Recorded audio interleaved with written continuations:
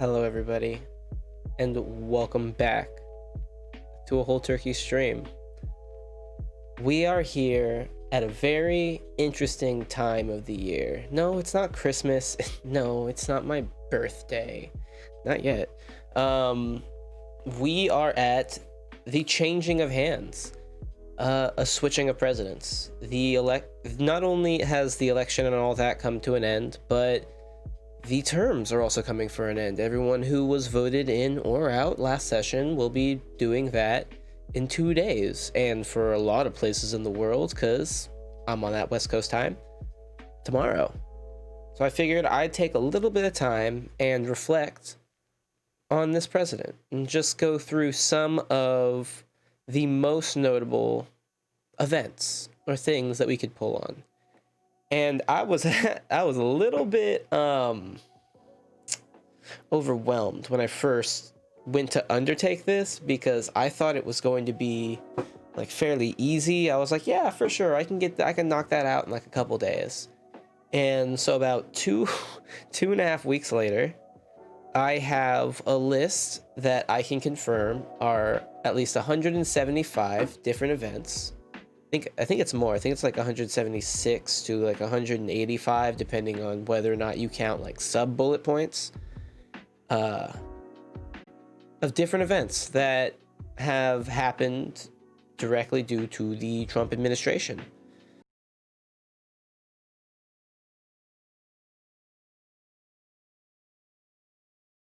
I was asked, are you going to do this for the Biden presidency as well? Yes, I am. I do plan on doing this for all presidencies moving forward, for which I still stream. And just kind of get a comparison, get an idea of the things that I focus on, some of the things that are the biggest news. And when I was putting this list together, first thing I did was I went through just like my personal memory, and I made a note of all the notable things that made an impact to me. And then after that, I went and found some other lists of like just timelines that go like day by day, like actually day by day, of just events that have happened over the last 4 years. And I combed through all of that for all the 4 years, and I pulled out just events that were relevant to reflecting on what the Trump administration has actually done. And I think I've put together a dandy little list. So do you list all the good stuff, or is this a bad sesh? I have listed some of the good stuff in there.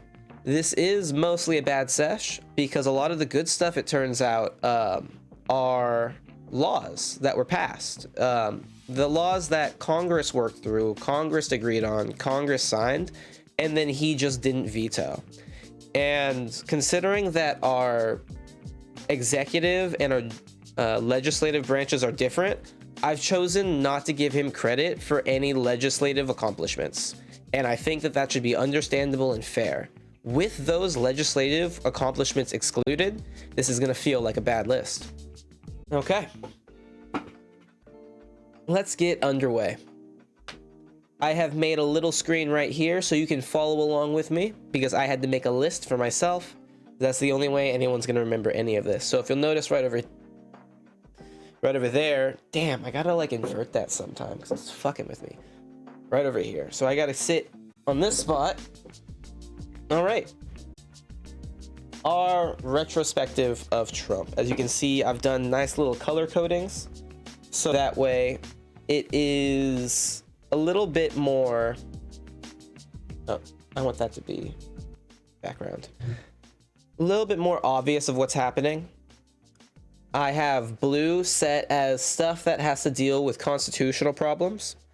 I have red set to things that are legal problems, and you are going to see there are some overlap of things that are blue and red. Things that might be red with subcategories blue, or things that are blue that are subcategories red. Functionally, if something's unconstitutional, it is kind of illegal, but there is distinction between them, so I made them separate. Stuff that is incompetent is just yellow. That's just general generic failures. A lot of this is going to be yellow. Lies that he is told are going to be green. And then the blue are things that I would anticipate people who support Trump heavily just won't care. I chose to include the things that I decided Trumpies wouldn't care about, even though they don't care, because I think it still matters. And so I've already put it off in blue. If there's something you see in blue that you disagree with, I don't want to hear about it. I really don't. I understand you disagree with that. Like, I guess we can talk about it at length later, but for the moment, I get it. Begin at the campaign. This is the only section that isn't given an exact date and schedule, because a lot of what happened in the campaign is resurfacing of old things that happened before and past. And I was only down to scrub over every single day of the last 4 years instead of every single day of the last 60. So the campaign isn't going to have any dates with it, and you will have to forgive me for that. We begin by paying a group of people to clap as he comes down an escalator for him, and he announces presidency. He claims that Mexico is actively sending us citizens who are criminals and rapists and drug dealers, while only some of which are being good people. He claims not to know what white supremacists are when asked to first disavow them. He confuses his campaign with Bernie Sanders due to populist beliefs that he had been pushing for popularity.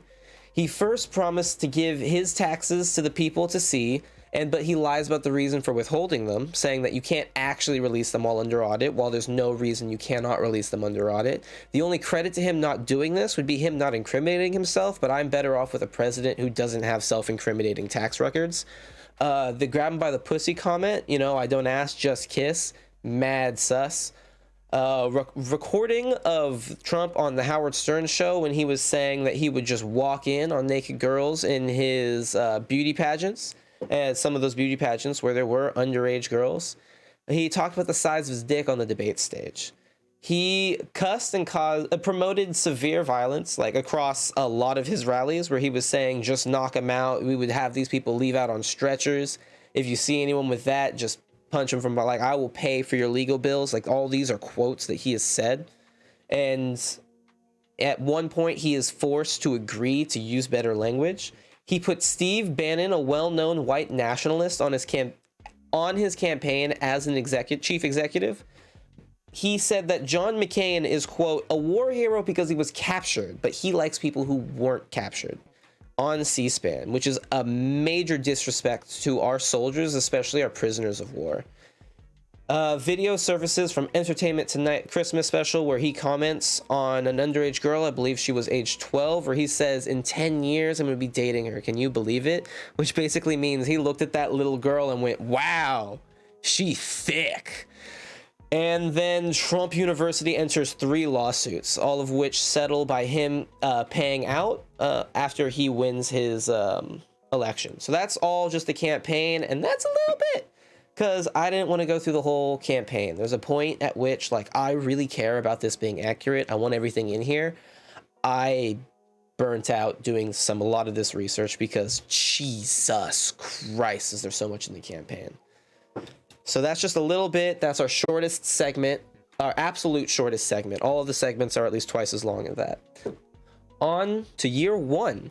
Now we get to the beginning. Year 1, day 1. Lies about the crowd size of his inauguration and the weather on inauguration day, saying that it was sunny when it was rainy and that there was more people when there weren't, and even went as so far to have Photoshop pictures hung up in the White House. He claimed election fraud at the scale of 3 million voters, but he never had evidence for this 3 million voters. So he started a commission to investigate this reporting, and they found no evidence to support the claim. On the 22nd of January, Trump admin coins the phrase alternative facts to describe their own behavior. On the 28th of January, Steve Bannon becomes the chief strategist of the National Security Council Committee. Remember, that is the white nationalist. He's given even more power. On the 27th of January, we have the first travel ban against refugees without any communication with any other department, causing people to be stopped at the airport with absolutely no plan. This was a big famous debacle in their administration where no one really knew what was going on because he was officiating by tweets. This was overturned by SCOTUS, and on the 30th, he fired his attorney general for not just straight up doing it anyways. So it seems like, at least at that point in his administration, they didn't feel like waiting for process to play out. In February of 2017, he fires Michael Flynn as investigations turn up that Flynn was talking to Russian ambassadors secretly without admitting to them. On the 14th, Trump meets with Comey to ask him to let go of the Flynn investigation. On the same day, Trump discusses North Korea missile test response with the Japanese Prime Minister in Mar-a-Lago, where the guests can see them, and also reported being able to see some of the documents. On the 16th, in a press conference, Trump asks a black reporter to set up a meeting with the Black Congressional Caucus, asking, "Are they friends of yours?" On March 2nd, the Attorney General Sessions needed to recuse himself from investigations into the Russia collusion due to his own undisclosed contacts with Russian officials. On the 4th, Trump starts a rumor that Obama had him wiretapped, but Trump's Justice Department says openly that it did not have evidence to support this. Then on the 6th of March, he institutes his second travel ban, this time with just 6 Muslim majority countries, also gets turned down in the courts because it is unconstitutional. In May, on the 4th, Trump had the Rose Garden party celebrating a bill intended to remove the Affordable Care Act. 1 month later, he called that exact same bill mean. On the 7th of May, Trump and Sessions begin their zero-tolerance border policy to deliberately separate children and infants from their families at the border. Now, what they often did was deport the parents on criminal charges of crossing the border, which is effectively a misdemeanor. And then that would cause a child migrant crisis where we'd have a bunch of children and no one to take care of them. Trump later blamed this problem on the Democrats. And then 1 month later, a month and a year later, Trump signed an executive order to end the separation aspect of his own policy.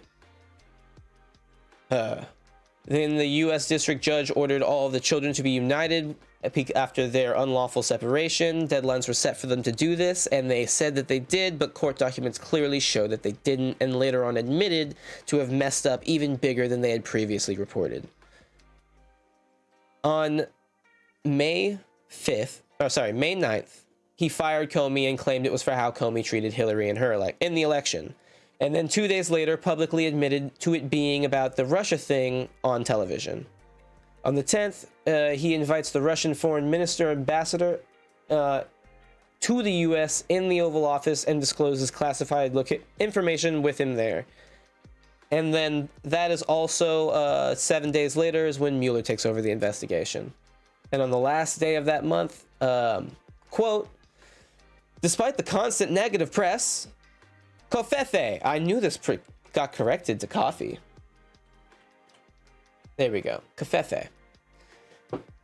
July 8th, Trump dictates a letter intended to be made by Trump Jr. claiming that a 2016 meeting with Russian lawyer was about adoption. That meeting didn't happen. July 11th, Trump Jr. releases emails that the meeting with the Russian lawyer was to get dirt on Hillary for the election. On the 28th of July, the ACA repeal is turned down, with John McCain being the deciding votes because there is no replacement bill there. They are just repealing health care for millions of people. On the 30th of July, Scaramucci works as a White House speaker for only 10 days. Wonderful pick of character. August 15th, Charlottesville, quote, "some very fine people."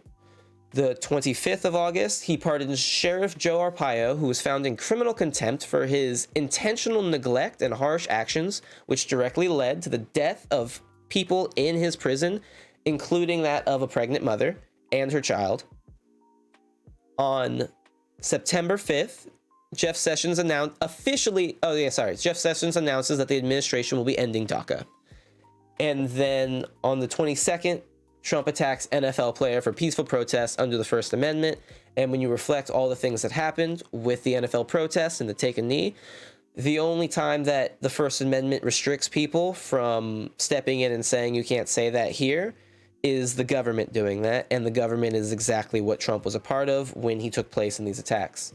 On the 30th of September, Trump attacks Puerto Ricans, saying they just want everything done for them, while half of the island is out of power. Similar events occurred in Austin and another U.S. city the same year, the same time, receiving more prompt aid with less relative damage.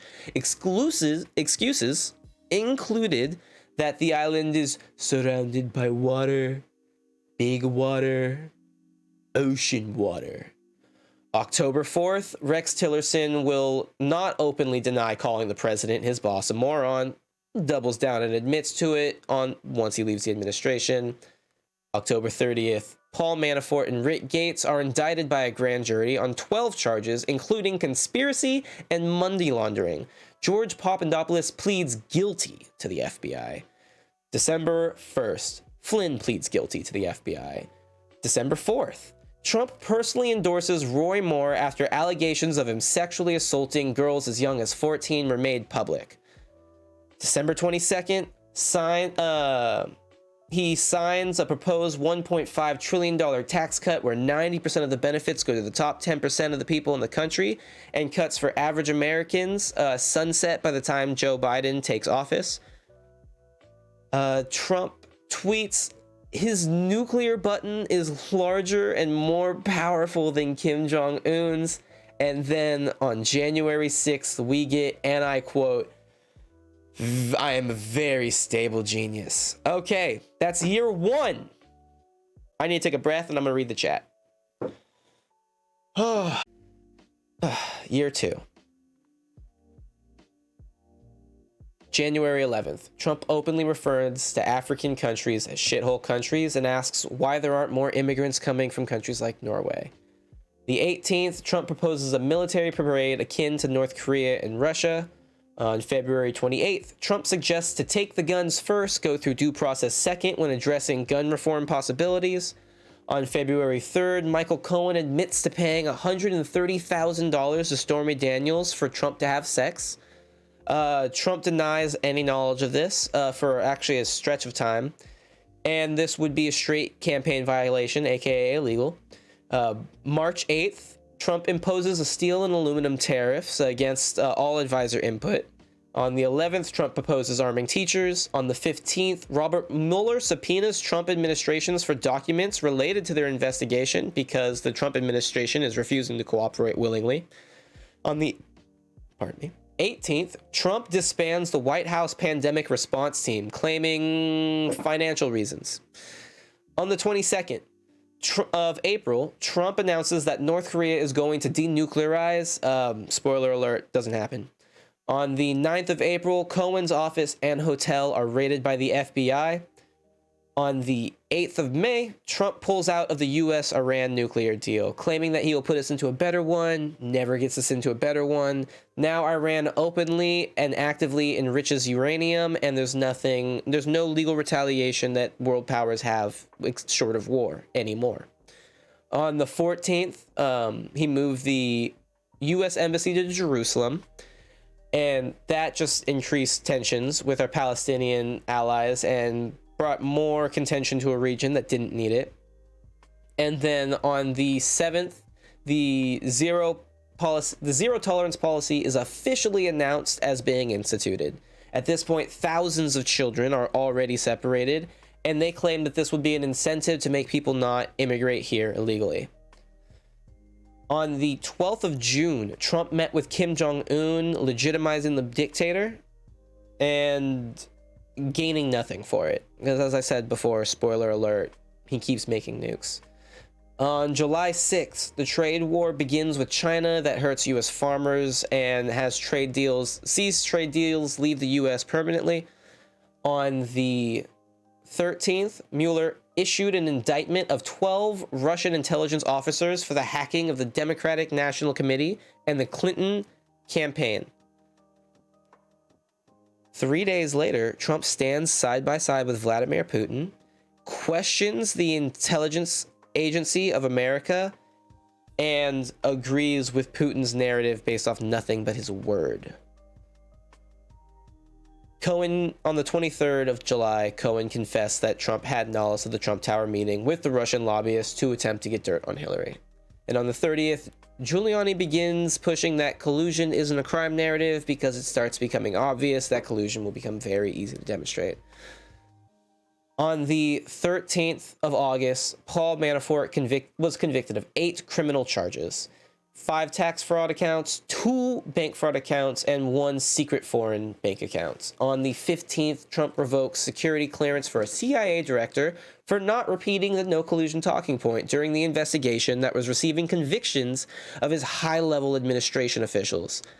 He ends up threatening multiple other top-level officials, including an official who served as the Special Operations Commanding Officer during the Bin Laden raid.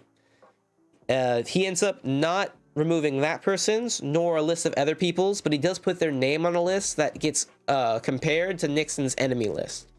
And then on the 28th of August, Michael Cohen pleads guilty to 8 crimes, several at Trump's request, and these ones include tax evasion, lying to financial institutions, willfully causing an unlawful corporate contribution, and excessive campaign contributions. In September, on the 25th, he's laughed at by all world leaders on the global G Summit stage for saying, and quote, "In less than 2 years, my administration has accomplished more than any administration in the history of our country," end quote. And for this, they laughed at him for it being notably, what's the word? What's the best word? Propaganda. On November 22nd, Trump threatens to close the U.S.-Mexico border. Mexico is our 3rd largest trading partner, which basically would destroy the U.S. economy, skyrocket prices, and lose a bunch of jobs that include in exporting goods and services. In December 11th, Trump declares he would be proud to shut down the government to fight for his border wall. On the 21st of December, Trump begins and openly owns the longest government shutdown in U.S. history because he can't make Mexico pay for the wall, so he wants U.S. taxpayers to pay instead. And then on the 9th of January of 2019, he walks out of meetings with Dem leadership. Woo! Year 2. We're halfway there, guys. We made it halfway. You and me, all of us here. You there, you over there, you guys over there. We're halfway through. I know I missed so much. We're gonna go on to year 3. Keep on moving. We're doing a great pace. We're going a great pace. Year 3. The Supreme Court upholds Trump's transgender military ban. On January 25th, the government shutdown finally ends without any additional border wall funding. And on the same day, Roger Stone is arrested by the FBI in the Mueller investigation. February 14th, Valentine's Day, Trump appoints William Barr as U.S. Attorney General. In love. On the 15th, Trump declares national emergency on the southern border to circumvent Congress denying him his border wall funding. And the Supreme Court rules that Trump may use military funding for the border wall, so he's still using taxpayers' dollars instead of Mexican dollars. Not like his promises. On March 24th, Mueller turns in his investigation report. William Barr releases a 4-page summary a few days later. Then William Barr was held in contempt of Congress for not delivering the report to the congressman. And then Mueller had to come out and directly say, we can't charge a sitting president, so we didn't consider it, as well as that if they had confidence that the president was innocent, that they would have said so, likely indicating that they believe that he can be charged and brought up on charges after he is no longer president, but to say so while he is president would be unconstitutional. Therefore, being a man of law, Robert Mueller could not say that. On April 12th, Trump openly threatens to send immigrants detained under the new policies to sanctuary sittings. On the 16th, Trump vetoes Congress bipartisan resolution to end U.S. involvement in Yemen through the World Powers Act of 1973, intended to check the president's involvement of U.S. troops in unsanctioned conflict. Basically, Congress said, you can't have our troops there, and he vetoed it. On the 17th, Attorney General Barr requests judges deny hearings from asylum from immigrants. As you can see, that's marked red for illegal. On July 14th, Trump calls congresswomen to be sent to another country even though they are US born. This is openly demonstrating xenophobia. On the 25th of July, Trump suggests nuking a hurricane to stop it. On the same day, Trump has a quote-unquote perfect phone call with the Ukrainian president requesting an investigation be opened into his political opponent. There's also a release of Trump's call with that president, which actually shows that he did pressure him repeatedly and named individuals that he should work for in order to do this investigation into his political enemy. On August 4th, Trump had a Sharpie drawn on... Sorry, this one actually gets me every time. August 4th, Trumpy has Sharpie drawn to change an official weather prediction to pretend as if he didn't misspeak when talking about Hurricane Dorian. Multiple agencies correct him, and Trump begins an investigation to look into the matter. On the 18th, Trump suggests buy Greenland. Why not? September 6th, jobs report from August indicate that the economy is actually slowing and stagnating at an unemployment rate of 3.7. This turns out to be true and holds true for the rest of his administration. At the 25th, his phone call with Zelensky finally triggers an impeachment inquiry to be called, where Trump publicly, on television, after the fact, he called for the Ukrainian prime minister and for China to begin these investigations. He also formally announced that he will not cooperate with any congressional subpoenas. And they even had an individual who was called up defy a subpoena. They had a judge rule that he must comply with the House impeachment proceedings because, quote, presidents are not kings, and this individual still did not comply in line with Trump's orders. And the 31st, the impeachment inquiry is formally endorsed by the House.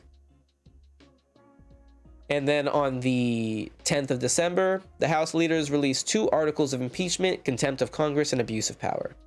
October 24th, the federal judge holds Betsy DeVos in contempt of court for violating an order to stop collecting on a specific set of student loans, which she would not do because she is a bad person. On November 3rd, Trump criticizes California state officials for poor maintenance of government land, i.e., his own faults. November 15th, Roger Stone is convicted of 7 felony charges. Trump later commuted the sentence before he sees any jail time. December 4th, Trump leaves NATO summit after a video goes viral of world leaders mocking his behavior on hot mic. December 17th, Mitch McConnell rejects Schumer's call for witnesses at impeachment trial. On December 18th, Trump is officially impeached for the first time in the House on both accounts. And on the 31st of December, corona is identified as pneumonia. On the 1st of January, or the 2nd of January, Trump kills Qasem Soleimani, Iran's top security intelligence agency official. So basically like our security of defense. And a more radical individual ends up taking his place, Supreme Leader Ayatollah Ali Khamenei.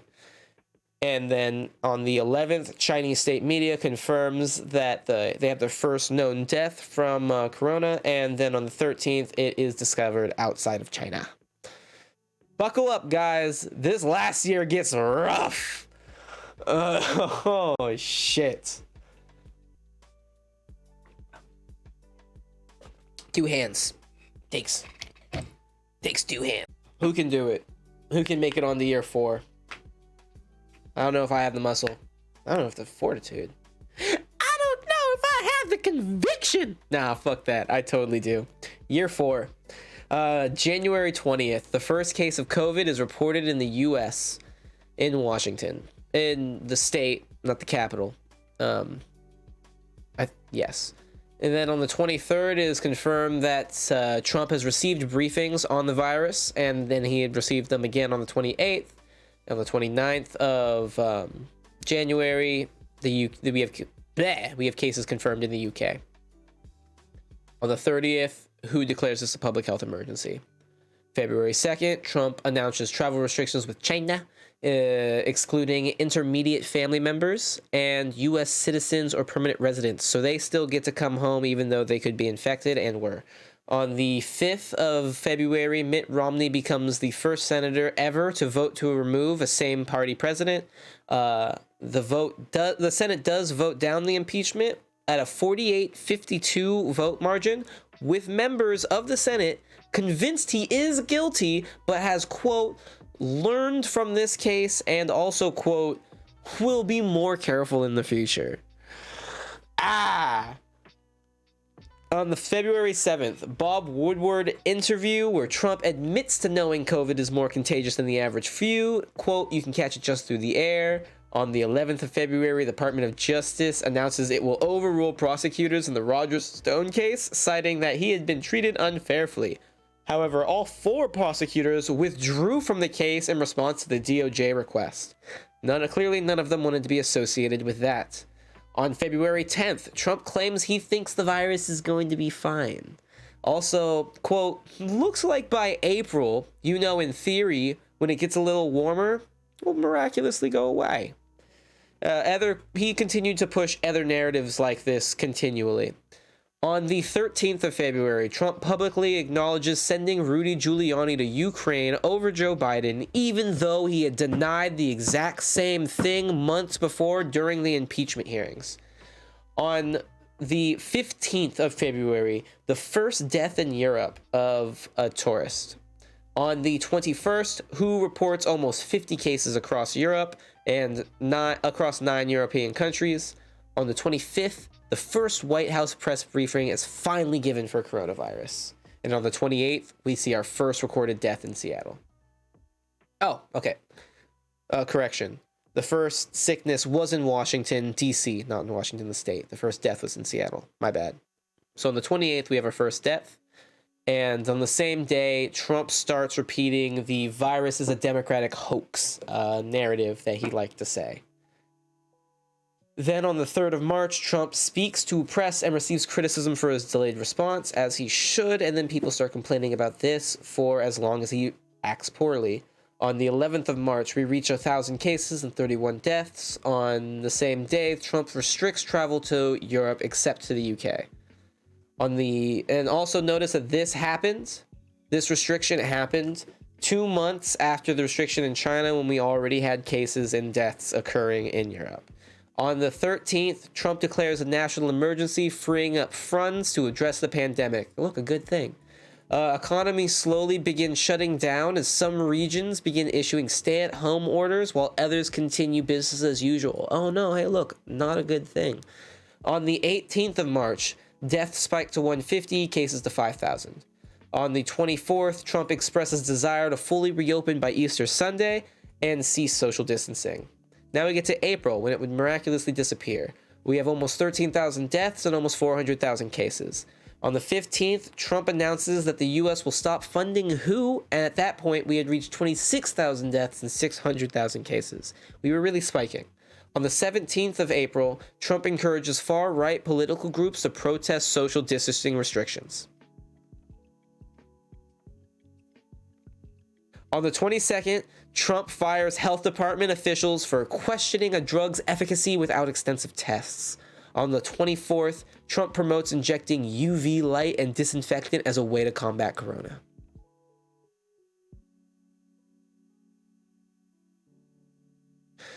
On the 6th of May, we have 71,000 deaths and 1.2 million cases. On the 27th, Trump threatens to impose regulations on Twitter if they don't allow him to use it to push any narrative he wants. Literally Orwell.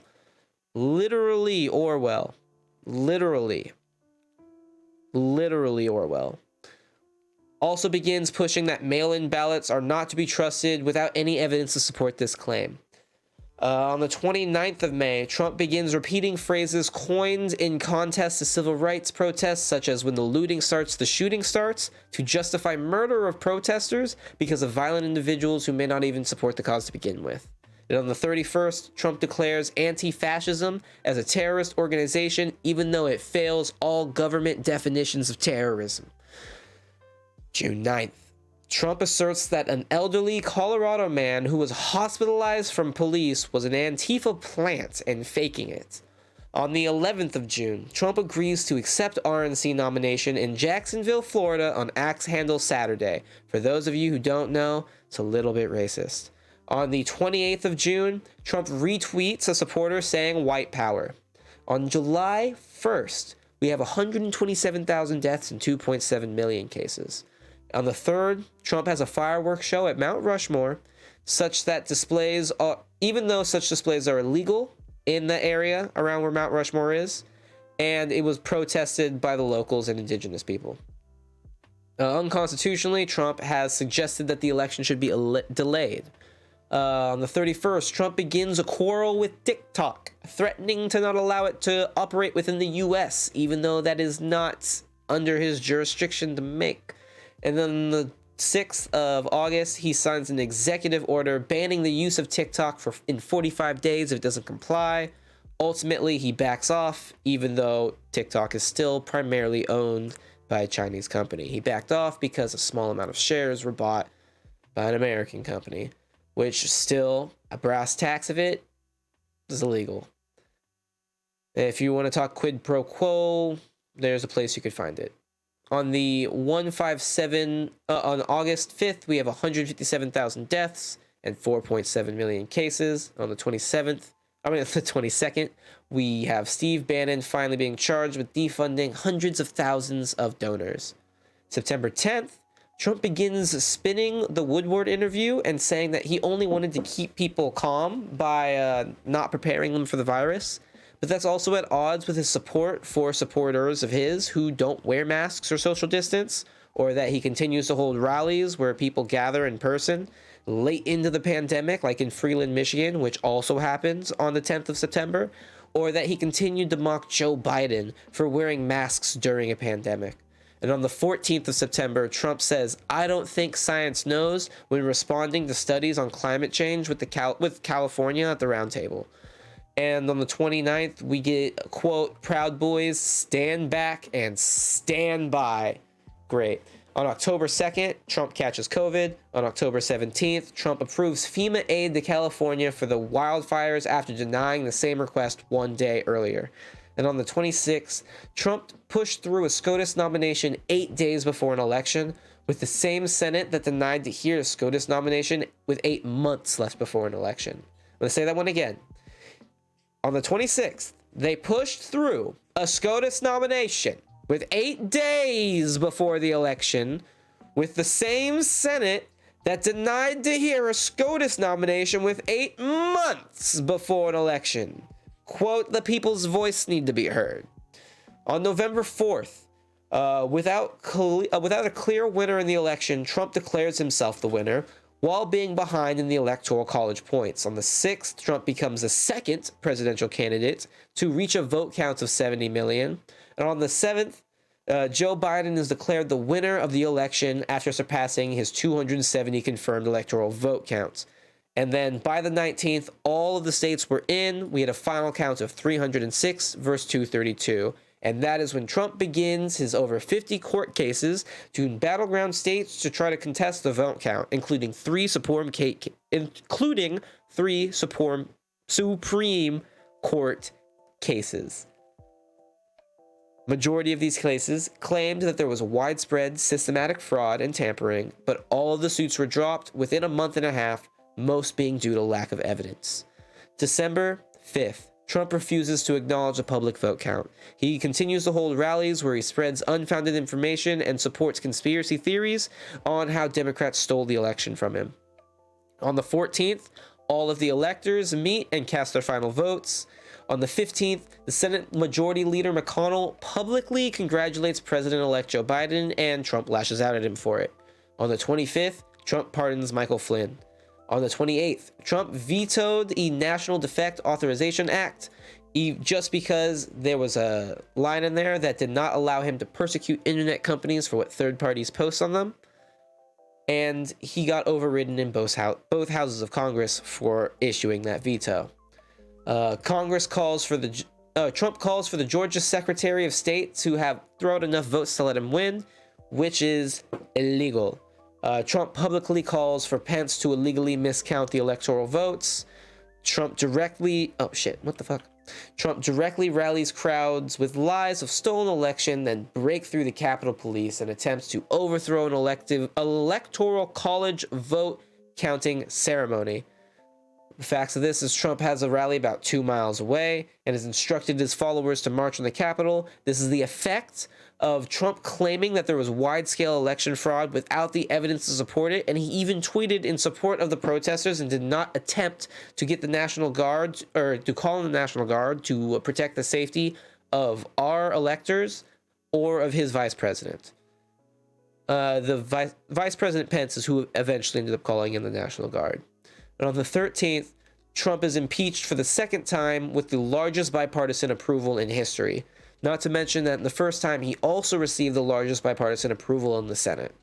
On the 13th of January, Trump releases a statement calling for no violence. And on the 15th, Pence publicly congratulates VP Harris for the first time after 73 days in the election.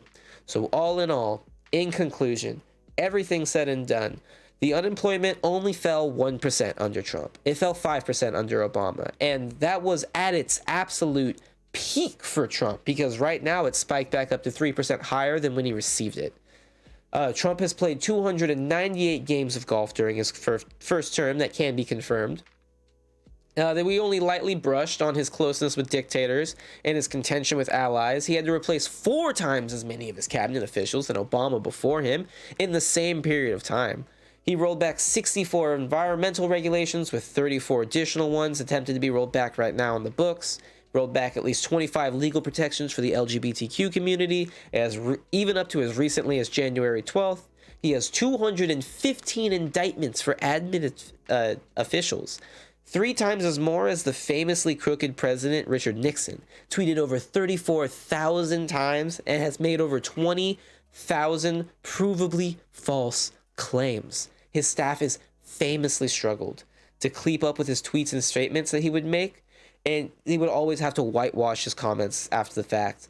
And an example of this, right off the bat, is that he claimed the Russia hack of the DNC was a big hoax. And the White House staff had to correct him and say all he meant was that his involvement was a hoax because his own intelligence administration confirmed that the hack had happened. That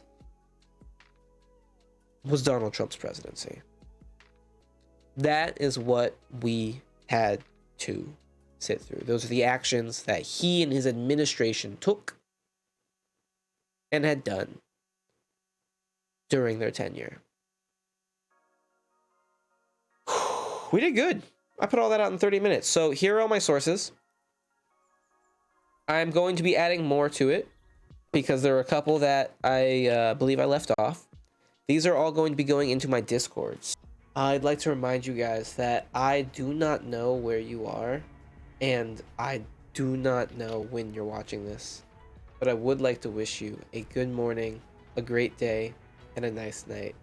I'll see all of you back again here real soon. But until I do, please take it easy.